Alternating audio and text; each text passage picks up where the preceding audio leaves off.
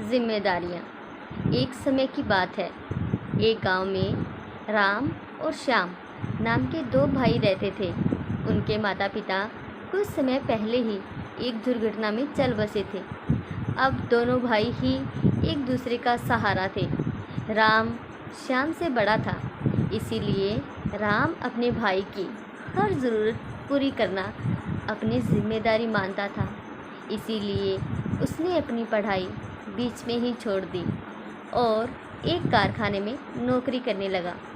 माँ बाप के चले जाने से वह तो पढ़ नहीं पाया, पर वह चाहता था कि श्याम अच्छा पढ़ लिख कर नौकरी करे।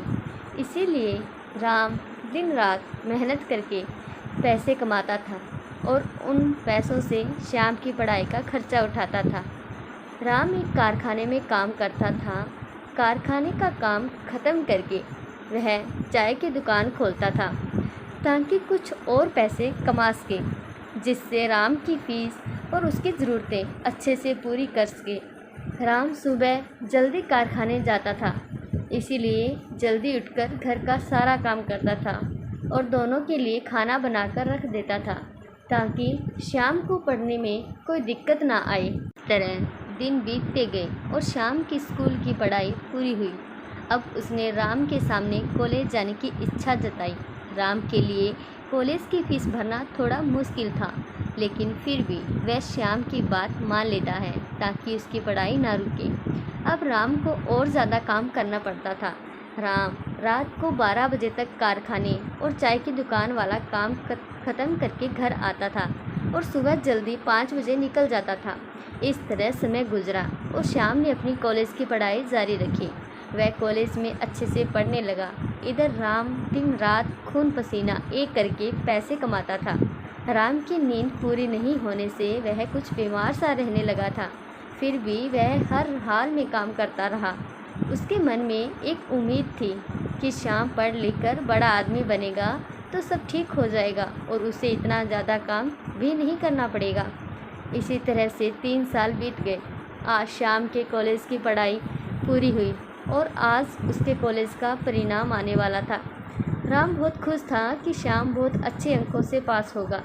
राम उस श्याम को मिठाई लेकर जल्दी घर पहुंच गया और घर जाकर श्याम का इंतज़ार करने लगा।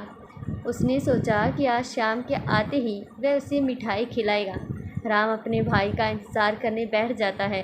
काफ़ी समय बीत जाने पर भी श्याम का कुछ पता नहीं था।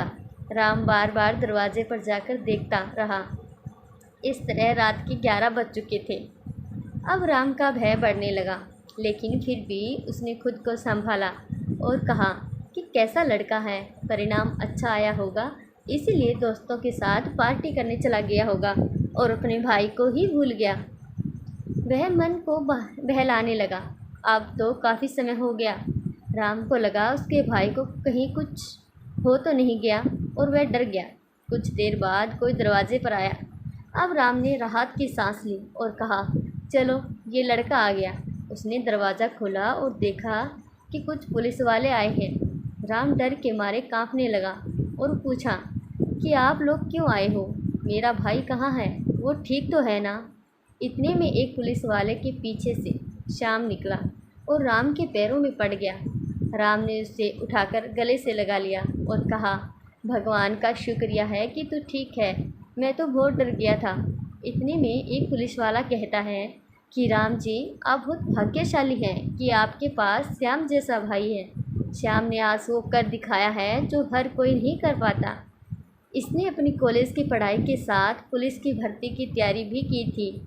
आज उसके परिणाम भी आए हैं। श्याम ने दोनों परीक्षाओं में बहुत अच्छे अंक प्राप्त किए हैं। कुछ दिन बाद इसकी ट्रेनिंग शुरू होगी और फिर नौकरी पक्की हो जाएगी। यह सुनकर श्याम ने कहा कि भाग्यशाली तो मैं हूँ जिसने ऐसा भाई पाया है। इन्होंने मेरी हर ज़रूरत को पूरा किया है और उसके लिए कड़ी मेहनत की है। लेकिन अब समय आ गया है कि ये आराम करें और मैं इनकी हर ज़रूरत पूरी करूँगा। ये देखकर राम खुशी से रोने लगा। दोनों भाई आपस में गले लगे। पुलिस वालों ने उन्हें बधाई दी और सबने मिठाई खाई। आशा करती हूँ कि आपको ये कहानी ज़रूर पसंद आई हो। ऐसी ही पारिवारिक कहानियाँ रोज़ सुनने के लिए प्लीज़ इस चैनल को सब्सक्राइब ज़रूर कर लीजिएगा। धन्यवाद।